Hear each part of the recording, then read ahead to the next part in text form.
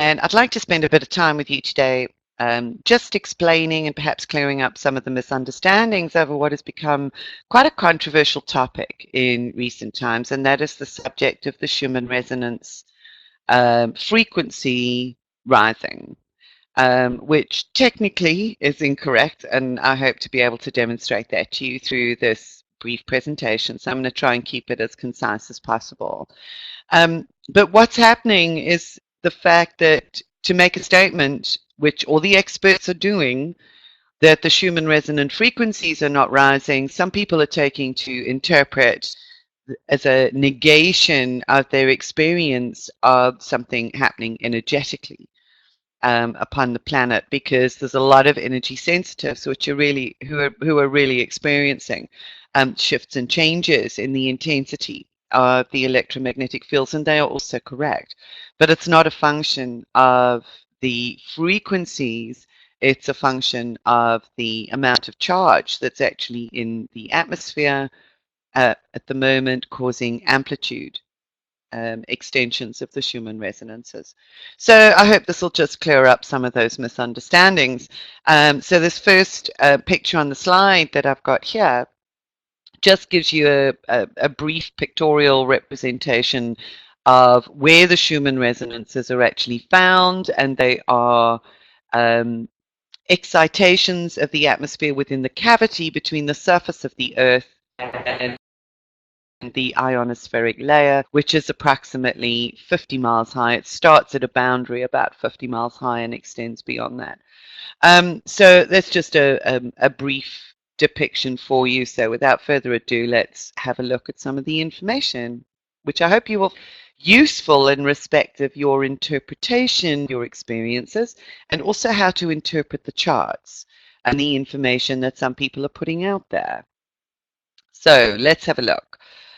You'll note, first of all, that I actually refer to the Schumann resonances in the plural because it is a range of frequencies. It is not a single resonance as such. So it covers a broadband range of frequencies, as I'll go into in a moment.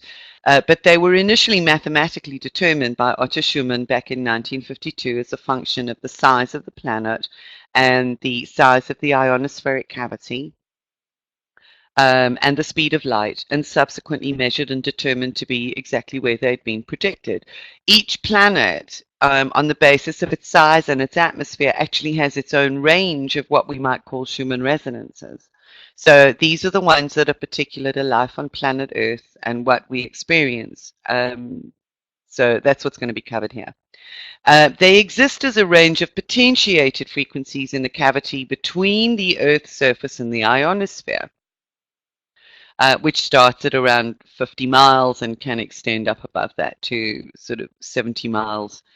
And that's a highly charged layer or level of the atmosphere, one that is subjected to changes in charge based on solar activity and geomagnetic effects and events. So the word potentiated means that the potential for those frequencies exists, but they come into being when they are excited. And in the case of planet Earth, they're excited by primarily lightning.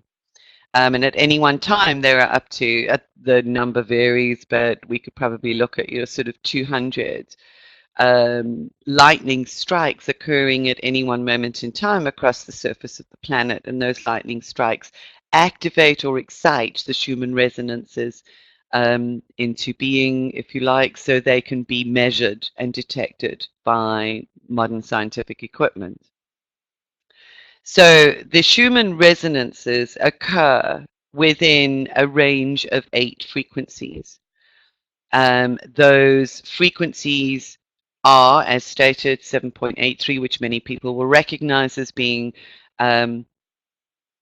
analogous to the alpha brain rhythm, and that's often been touted. So I think most people are quite familiar with that. The 7.83 hertz region then goes up to 14 hertz, then up to 20 hertz, 27 hertz, 33, 39, 45, and 59. And those frequency bands or demarcations actually haven't changed.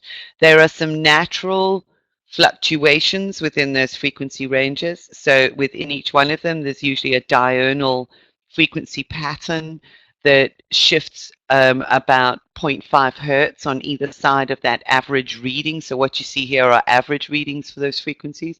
So they modulate around 0.5 hertz on either side. So you may find, say, the 7.83 fluctuating between, say, 7.2 and up to just over 8 hertz within that band. And you'll see that on the frequency charts that I'll show you shortly. But essentially, those median or average frequency figures have not changed. So hence, the Schumann resonant frequencies are not rising. So all of the experts, the HeartMath Institute, those who are doing the monitoring, who are presenting the data, there have been a number of statements that have actually been issued to that effect. And that is actually correct because the data on the charts actually shows us that the frequencies are not increasing. What is important to understand is that while the frequencies themselves have not changed, the energy available within the system can change due to cosmic rays, solar winds, coronal mass ejections, nuclear explosions. They leave a signature within the Schumann resonances, which is really quite interesting, and artificial electromagnetic sources. So all of these can add or stimulate the ionospheric cavity with additional energy. And it's known that solar activity, coronal mass ejections, high speed protons being delivered through the solar wind can add charge to the atmospheric cavity and can also lead to an increase in lightning strikes. So they're a primary cause of the lightning on the planet. So the amount of system energy that we talk about actually impacts or correlates to changes in the amplitude or the power of the Schumann resonance signals.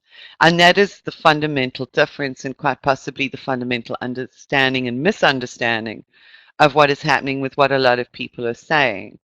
So what we see on the charts, which I'll show you shortly, is an increase in the power or the amount of charge that those Schumann frequencies are actually carrying. It's a huge subject, and what I'm actually sharing with you at the moment really only scratches the surface of some of the research that actually has been done in respect of the Schumann resonances. So one of the other things which is significant is the internally generated resonant frequency of our planet is in the area of 10 to 12 hertz, discovered by Tesla. So it means that Earth herself emits a predominantly infrared wave from its hot core and re-radiated solar energy. This is from a paper by Iona Miller.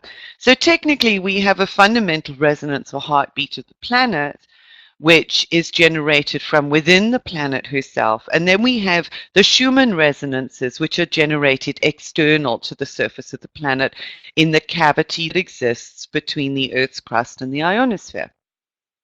So we have two different source signals. Bear in mind that the Earth's pulse of 10 to 12 hertz, the fundamental heartbeat, if you like, of Mother Earth, 10 to 12 hertz, I've forgotten what I was actually going to say then. I was on a bit of a roll. That is a separate signal to the Schumann resonances. So it would be probably more correct to refer to that as the heartbeat. The signals that occur in the cavity, we might like to think of as the voice of Mother Earth. So when those Schumann resonances, when those signals are excited, it's a bit like ringing a bell. The analogy that I actually like to use in that case is that if you think about a guitar with the strings on a guitar, the strings on a guitar exist as potential frequencies, which are not detected, they are not heard audibly, there's no resonance associated with them until they are struck. And in the case of a guitar, it's when we pluck those strings. In the case of the atmosphere, those Schumann frequencies are activated or struck by lightning. So that really looks at the differentiation between the two. So there's two signals. Also, yeah, the 10.12, 10 to 12 hertz, that's the other thing I wanted to just mention, was that also falls within the alpha wave band, if you like, of our brain waves. So that also explains why when we're out in nature, for instance, when we're away from man-made electromagnetic radiation, we can attune more easily to that fundamental pulse. Our brainwaves and in fact our physical being is entrained into that field, that we have a greater sense of connecting with nature. We're able to really connect with the heartbeat of the planet. We're able to connect with a peace within our core because our minds are quietened. They are brought back into a resonance away from the beta cognitive, highly active mind into an alpha relaxed, aware state. And in those particular conditions, we may actually find that psi activities, telepathic activities are actually enhanced. So there's a great deal to be said for spending time in nature because it helps us to reattune ourselves to the natural rhythms and the natural pulses of the planet. So here's just a brief chart showing the fundamental range of the Schumann resonances. The strongest signal, generally, it needs to be said, tends to occur in the 7.8 hertz band. So that does tend to be the strongest of the signals. What is missing here, as you'll see, the 60 hertz or the 59 hertz at the top end of the spectrum has been filtered out. There's a reason for this, and that is that the electrical power lines, the electrical power grids tend to cycle at 60 hertz. So if there were measurements taken at the 60 hertz level, there would likely be a lot of interference. It would not be a realistic reading of what is happening within that frequency range or within that aspect of the frequencies. So there you have it. And on the charts that I'm going to show you just now, you will see that in the HeartMath Institute charts, they actually do record readings for all 7 of bands. The Russian site, which many people are referring to, only tends to record the first 4 frequencies. So that goes up to sort of 27 hertz or so. And that's what they're measuring on the space observing system. So here we have just a basic diagram of what we might call the global electrical circuits. This is taken from a research paper, but just gives you a nice little indication of what happens. The charged particles from the solar wind, from coronal mass ejection, enter our atmosphere. They increase the charge capacity within here, and to a large extent, they then provide the fuel for electrical discharge in the form of lightning strikes in the lower atmosphere. So it's these lightning strikes that tend to initiate or activate or excite the Schumann resonances that we observe. Cosmic rays, there's a really interesting relationship that we have with the sun, because we find that when the sun is very active during its upward part of the cycle, because the sun goes through 22-year cycles, it has an 11-year active period and then an 11-year quiet period generally. So when the sun is active, we receive a lot of charge from the solar wind and coronal mass ejections. When the sun is quiet, and there's no solar wind, the solar wind also acts as a bit of a buffer against cosmic rays and charged particles from the cosmic environment.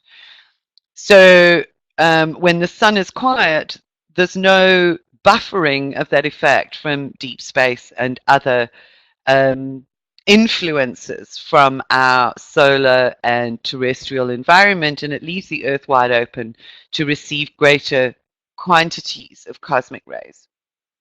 So at the moment, we are finding as well that the sun has actually gone into its 11-year quiet cycle. So there's a reduced coronal mass ejection activity. And what has been observed and measured since, I think, around about 2015, if I'm not mistaken, it's on the spaceweather.com website, is that the amount of cosmic rays in the stratosphere, and the stratosphere is probably around about this level of this atmospheric cavity, is that the amount and quantity of cosmic rays being measured has increased by between 12 and 15%. So there has been a steady increase in cosmic ray infiltration when our sun started entering the low, quiet part of its cycle. So those cosmic rays do have, those are things like X-rays, gamma rays from space. They do have an impact on the energetic charge within this ionospheric cavity. What also happens, and it's really quite interesting, is that we have electrical phenomena called transient luminous events. That's what the research papers call them. They are electrical discharges that tend to happen above the level of clouds, and they've been studied now for a couple of decades. And they go by, there were some wonderful exotic names like sprites and trolls and elves and gnomes, and some of those wonderful characterizations. And you'll see here the one labeled sprites, and they tend to occur in this upper part of the cavity above the level of the storm clouds and thunder clouds. Now, they're also very, very powerful electrical discharges. The sprites are generally colored red. In fact, they are seen as red because of the gas that's excited in this level of the atmosphere. And to the best of my knowledge, that's nitrogen that creates this red color, this burst. But what has been found with the Schumann resonances is that when these transient luminous events occur, when there is a burst, they call them Q bursts, that those can be seen on the Schumann resonance charts because they can ramp up the power or the volume or the amplitude or spike those readings in respect of the charge by up to 10 times beyond their resting levels. So these can actually create anomalies also, but it's all functional or related to the amount of charge that exists within this ionospheric cavity. Here's just another depiction of the layers of the atmosphere between the surface of the Earth and the ionosphere.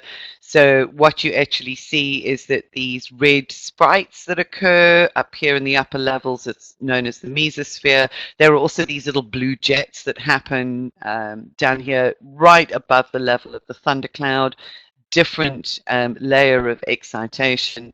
But here, they can amplify the Schumann resonances up to 10 times the normal median range. So those that are researching the Schumann resonances are also using the amplitude spikes that are seen to enable them to look for these transient luminous events, like when and wherever they may be occurring. So they're using it as a signal that is picked up within the Schumann resonance readings, which will indicate to them that one of these bursts has taken place.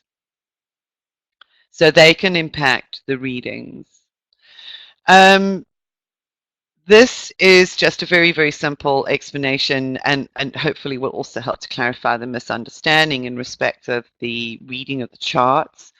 Very simply, there's a lot of references to the Hertz frequency of the Schumann resonances. So frequency itself we know is measured in Hertz, which is cycles per second.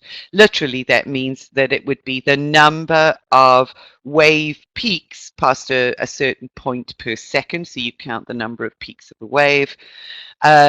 Generally speaking, the longer the wavelength, the lower the number of peaks or cycles per second. Well, not generally speaking, it is. It's actually related. So the longer the wavelength, the lower the frequencies. There's fewer waves that would pass any particular point in time. Shorter wavelength, you've got a greater number of peaks, therefore a higher frequency. And, you know, we may be able to relate to this in respect of how we understand the color relationships with the chakras, for instance, or with our body.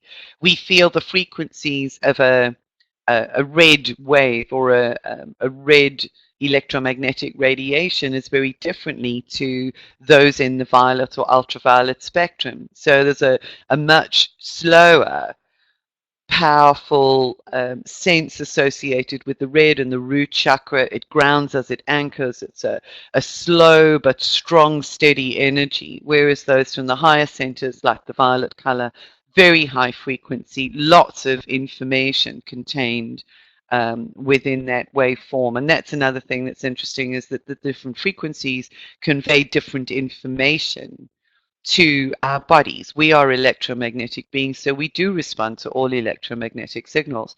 And each frequency wave actually conveys or communicates then different information.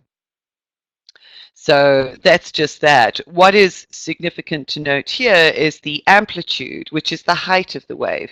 So you can have this wave of a specific frequency, and if you change the height of that peak, the depth, the trough, you have the same frequency, but you have higher amplitudes of the wave. And amplitude is actually measured in meters, more often nanometers, because that's the scale of the electromagnetic waves as they are actually being measured or found. So nanometers, it's a minute scale on the meter scale. But that's effectively how amplitudes are measured, meters or nanometers, and the frequency is the number of wave peaks. So I think most of you guys would actually get that. So let's have a look at one of the charts that's actually being referred to, and more commonly what I've seen out there on the internet with a lot of the reports that are going around is that people are referring to the Space Observing System, which is a Russian website. It is a Russian monitoring station. So these are the ones that are actually being referred to. And as I mentioned earlier, the Russian monitoring tends to work with the 4 first frequency ranges of the Schumann resonances. So you'll see here, those 4 ranges are identified by these horizontal bands on the chart. So the first band you can see here comes in at around 8 hertz, the second one at around 14, the next one at around 20, and the next one at around 20. So those are the frequency bands that they're actually measuring or monitoring. What you then see here is the vertical lines or the vertical spikes on the chart are measurements of the amplitude. So whenever you get a burst like this, you can see that it impacts the amplitude of all of the Schumann resonant frequencies that are actually being monitored, because this vertical line cuts through all of them. In this chart, which is May the 12th, you will see that there are 3 days worth of readings. So you have here the 10th, the 11th, and the 12th. So it's quite clear that it was on the 11th of May that there was a bit of additional excitation, a bit of additional charge in the atmosphere, resulting in these spikes. Now, we also need to be cautious, I think, in respect of how we interpret that, because the monitoring equipment can also be impacted by, number one, artificial electromagnetic signals, and also by high wind, for instance. If there's a lot of high wind around the antenna, depending on where it's located, that can impact the readings on the chart. So you can see that for May the 10th, this was all pretty stable and relatively quiet. The bands and the variations in frequency, which is the thickness of the green band, are more or less where they're meant to be. Exactly where they're meant to be. In fact, that cuts right across, but there was this spike in amplitude or spike in charge on the 11th. And what you'll find is if you look at the charts, you'll also see that there is a calmness or a quietness that also tends to take place at night. So there's a natural diurnal rhythm where the frequencies sort of quieten down a bit. There's variation in the bands, in the frequency levels. There's not as much perturbation, so it's quieter at night. And this is natural. This is part of the natural what they call the diurnal variation of the Schumann resonances. So let's have a look at some of the other charts that are presented on the Space Observing System website in order to take a look at what's going on. So this first one, this is indicated as the dependence of the Schumann resonance frequencies in hertz from local time. So this chart, you can see they identify the 4 different frequency bands as F1, F2, F3, and F4. And you will see that there is some variation within the frequency range. So you do see some natural oscillation within that frequency band. So if we look here in the 8 hertz range, we had it sort of slightly increasing at one point up to probably about 20 hertz, but then dropping back to its normal natural rhythm. So it was a very, very minute spike for a couple of minutes, and then it falls back into its natural rhythm. But so as a general rule, you'll see it moving here between sort of 8.4 and let's have a look here, sort of 7.2. Sorry, this line relates to the F2 frequency band, so ignore that previous comment. The 8 hertz or 7.8 hertz frequency band, which is F1, the first one varies between its top peak at 8.4 and its lowest peak here at about 7.5, more or less. So that's within the natural rhythm. And similarly now in the F2 band, we've got the variations from about 14.8 down to about 13.10. So if we look here, this is where we need to read it. This is the color correlating to this peak. The lowest point was 13.1 hertz. Within that band, and the highest point brings us up to about 14.4. So that's modulated around the 14 hertz average reading level. Same thing here for frequency band 3, which is around the 20 hertz. So you'll see it varies here from 20.7 at its highest peak, and it comes down to around, I can't see the text that well, sorry, it's around 19.3 or 19.2, thereabouts. So that's how one would read the frequency chart. So those are the very naturally occurring fluctuations in the frequencies of the pre-existing Schumann resonances. Where a lot of the confusion is actually coming in is that people are taking this chart, which is the amplitude chart, and reading it as frequencies. And this is the dependencies of the amplitudes of the Schumann resonances on the Russian charts. And here you've got the first peak, the first frequency band, which is the 7.8 hertz. And right where you could see those sharp white lines on the initial graph, you'd find a spike in amplitude or a spike in power or charge within that frequency band. So that actually increased. Bear in mind that the measurement of amplitude is in nanometers. So you've got a scale here, which is actually meters or nanometers. I'm not sure which scale they're actually using. But what's important to perhaps distinguish is that this is not frequency. So this is not a 34 hertz frequency, because this is the Schumann resonance in the 7.8 hertz band.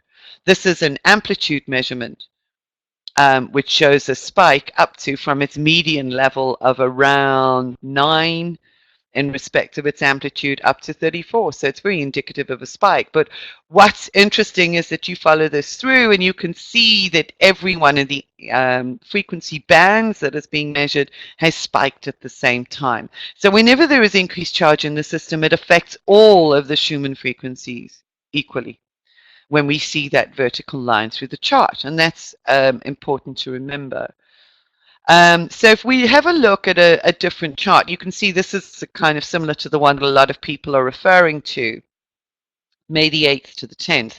And in fact, I did come across a report stating that the Schumann resonances had spiked at 112 hertz over this time, which is just absolutely incorrect. But clearly something was going on, because this white patch on the chart gives you an idea of the intensity and the amount of charge that's associated with the activities, with whatever's actually going on.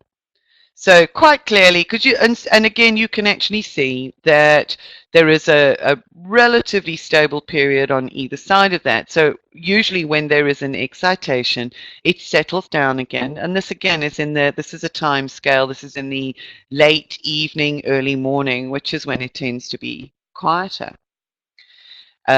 Or things spike and then they go back to their normal rhythm, spikes and then comes back to its normal rhythm. And a lot of the reason for that is that the thunderstorms that generate lightning tend to occur in the late afternoon and are then followed around the globe.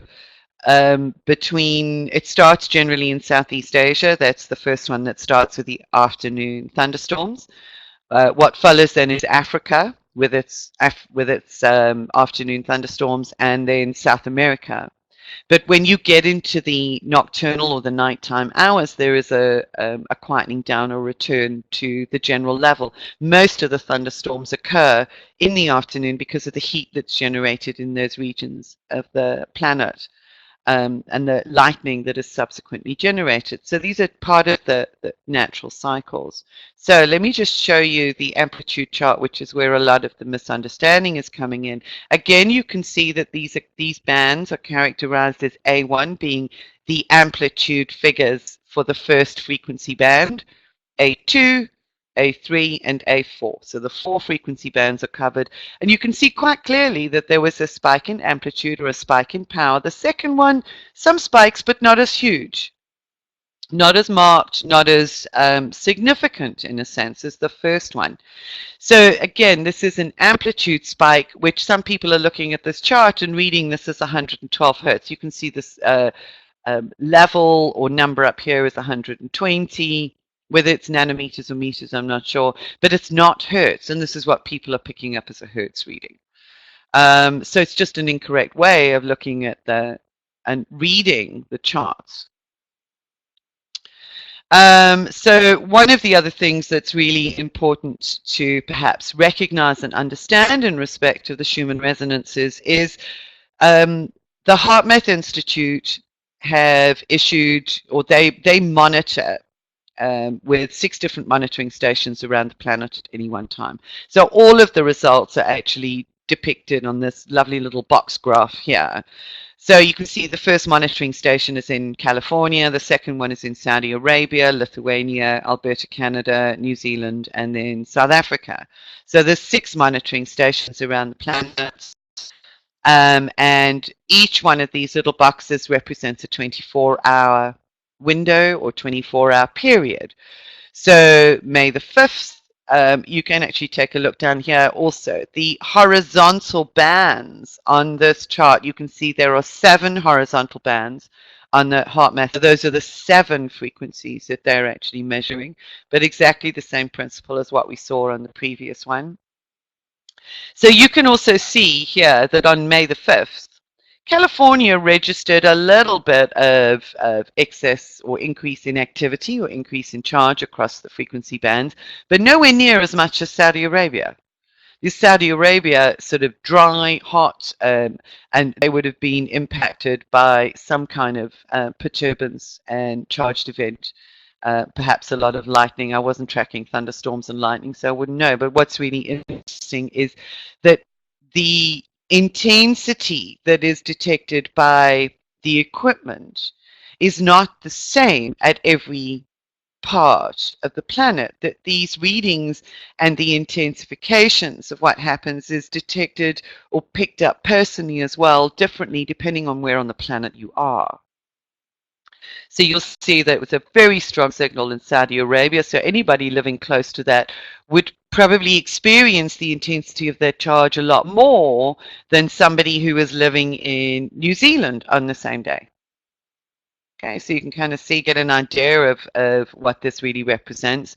South Africa, Schlischlui, if you like, there's often a lot of activity here, and that's primarily because Africa is the one place, it is the place on the planet where there is the highest number of lightning strikes, the greatest intensity of thunderstorm activity, and more lightning. So more lightning means more discharge, means excitation of the Schumann resonances. So you often will see a lot of activity on the South African portion of the chart. So similarly, you can see, sort of very similar profiles on different days on May the 7th, so on May the 9th, but in exactly the same way as we were seeing on the Russian chart. When there is excitation, it is happening across all of the Schumann resonant frequencies. So the frequency is not increasing, the charge is. Now, one of the claims that's actually been made is that it was in sometime in 2014, which saw the highest spike ever in the Schumann resonances, and there's been a lot of excitement around this up until now. So people are referring to this year as actually being the year where there is a a lot more activity where these spikes are more frequent and so on and so forth. Well, this also is not necessarily the case, because if we track the history back, I mean, I found this on the HeartMath Institute site, is their historical reading going back to July 2013. Now, this, I presume that the monitoring stations, the others, were not fully online at this particular time.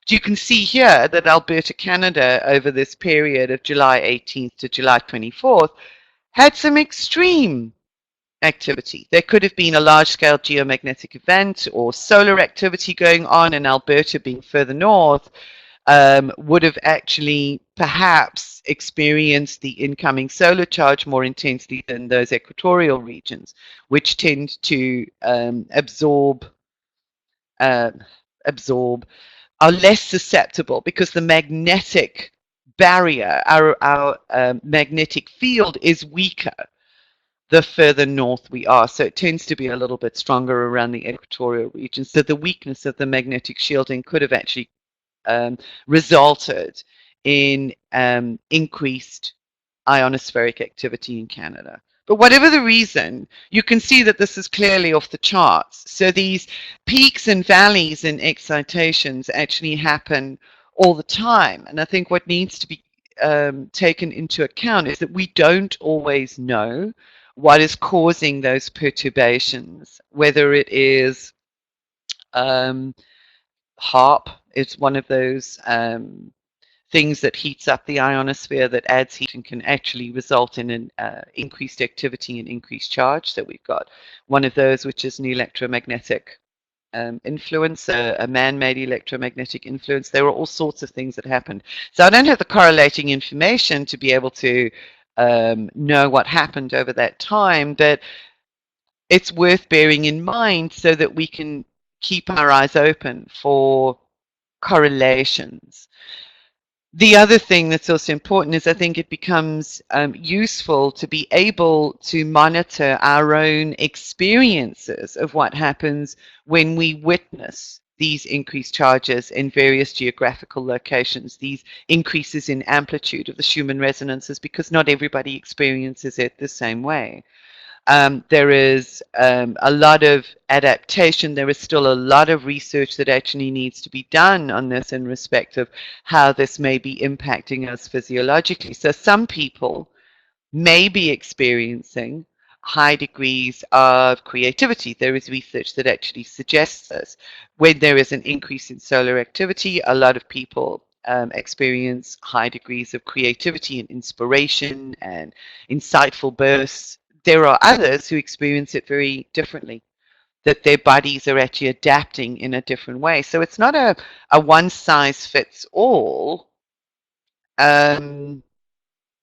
solution or awareness. It becomes an individual awareness of how you yourself are being impacted, and then taking the steps necessary for you in order to work with this more effectively. But that would need to be a pattern that's determined by your own observations, physical, mental, emotional, and spiritual, over a period of time.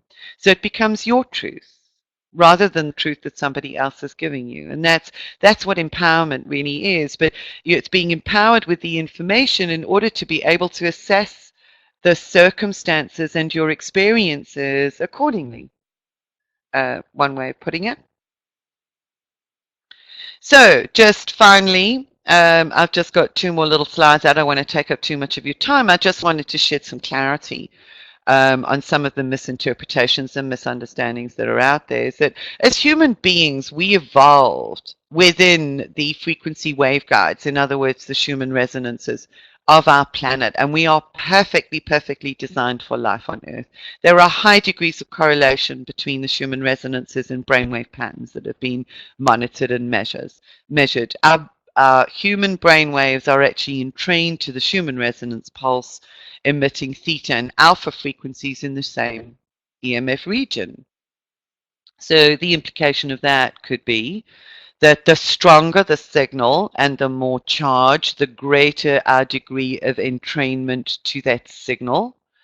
So the more easily we would be able to access alpha mind states, because don't forget, we live in an environment of electrosmog. So our ability very often to entrain to these resonances and get the maximum benefit from that entrainment is often impeded, say, for instance, when we live in cities, because of the levels of interference. So it means those background signals literally fade into the background. And we're not able to realize the benefits of them. Whereas when we're out in nature or when those signals get louder, there's an increased opportunity or an enhanced opportunity to reestablish a resonance with those signals. So these signals are necessary for mammalian growth and repair, cellular repair. Such signals in guide waves in the geomagnetic cavity are the meta drivers of biological processes. So biologically, we need those signals in order to be able to function adequately. And this is perhaps one of the reasons why people who live close to artificially generated EM sources, like cell phone towers, like power lines, etc., experience a disturbance in this ability to regenerate and maintain a natural, healthy homeostasis within their physical environment. And as a consequence, there are a lot of cancers, a lot of leukemias, and a lot of illnesses, depression, and so on that actually are realized. And correlations that have been found in circumstances like that, because the Schumann resonance signals that help to entrain us and help to support this homeostasis are much weaker or less easily able to be accessed. So we need them in order to be able to thrive. It has been found that when people have been shielded from those signals in experiments that have been done, as in also astronauts that leave the planetary atmosphere, is that immediately they don't have those background signals to support their physiology and their mental state, that things begin to break down.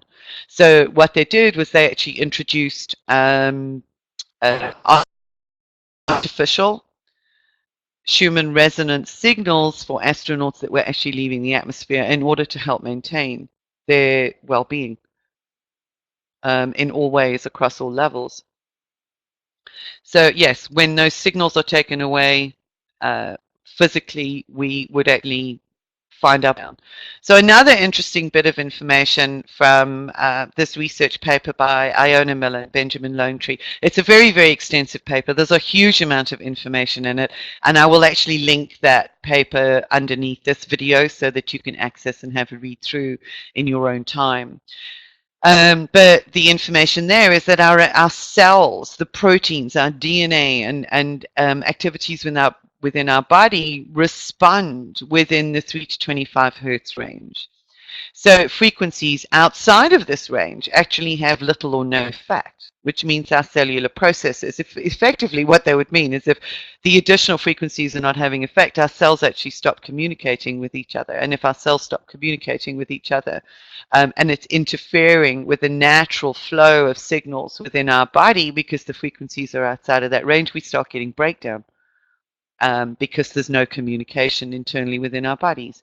So what happens at these resonances, 3 to 25 hertz, is the cell membranes begin to oscillate or resonate, creating what's known as biological window. Active windows facilitate information transfer and adaptive activities.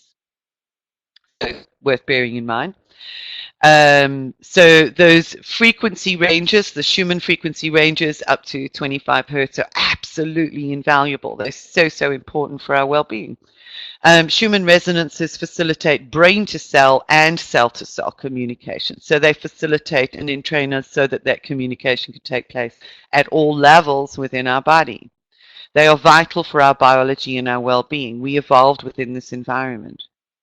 So we are perfectly tuned to this environment.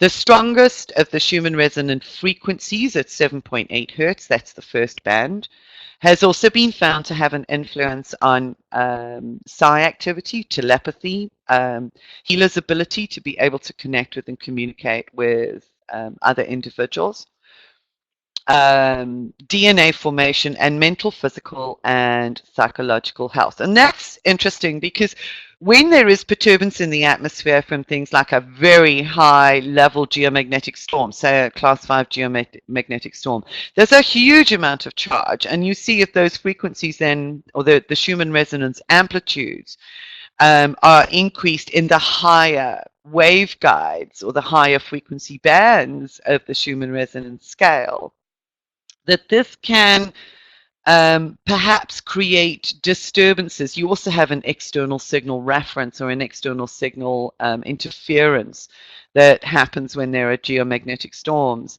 That this can impact our ability and our level of being able to interconnect with everybody else. It can have a detrimental effect on our psi ability.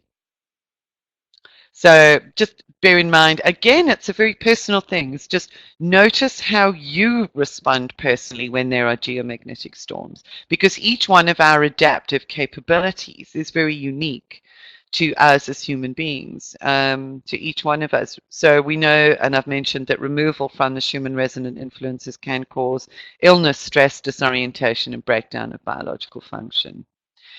Solar activity resulting in higher amplitudes of the Schumann resonances beyond the median, and they can also cause perhaps greater variations in those frequency spikes, may cause adaptive stress with consequent health effects. So those bursts can actually result in us perhaps needing 24 to 48 hours to be able to adjust to the intensity of the charge for our electromagnetic entrainment to come back into a state of balance. During that time, we may find that there is a high degree of restlessness. We can find sleep disturbances, because it is also known that when there are disruptions as a consequence of solar activity, that our melatonin production goes down, and that can affect our sleep patterns. It's one of the reasons why that's probably very widely reported in respect of geomagnetic activity. When there are coronal mass ejections, people don't sleep as well, very generally. The heart palpitations, blood pressure spikes or changes either way, anxiety, lowered immune systems, also potentially creative bursts, inspiration, and feelings of upliftment. I think one of the things that was quite interesting is that there's been some work done, I think it was in Australia, with various mental hospitals, where they started charting the incidence of admissions and reports through the mental hospital to chart mental or behavioral disturbances in correlation with solar activity. The big thing that requires more research is they found that there was a correlation, but in some cases that correlation went along with increased mental disturbance, as in anxiety, depression, hallucinations, psychotic events, whatever it might be, and needing an increase perhaps in medication in the case of some of the patients. Whereas in other cases, they noticed a distinct downturn. So there's no definitive answer to this, but what is evident is that there is a process and a period of adaptation that needs to take place when there is increased electromagnetic charge in the atmosphere. How that adaptation takes place is a very unique and personal experience, and that's going to be part of your empowerment and your study of yourself, part of you coming into greater levels of harmony with your own being, monitoring and in a closer relationship with your body, so that you begin to be aware of some of those subtle changes and subtle effects whenever you see these peaks and spikes on the charts. So I hope this makes a little bit of sense for you. I hope it gives you a little bit of insight to be able to work with the information that is being presented, because what these sites are doing, HeartMath Institute, the Russian Space Observing System, they're merely presenting data. And what is happening is that's being filtered through our filters with certain misinterpretations and then taken to mean a certain thing.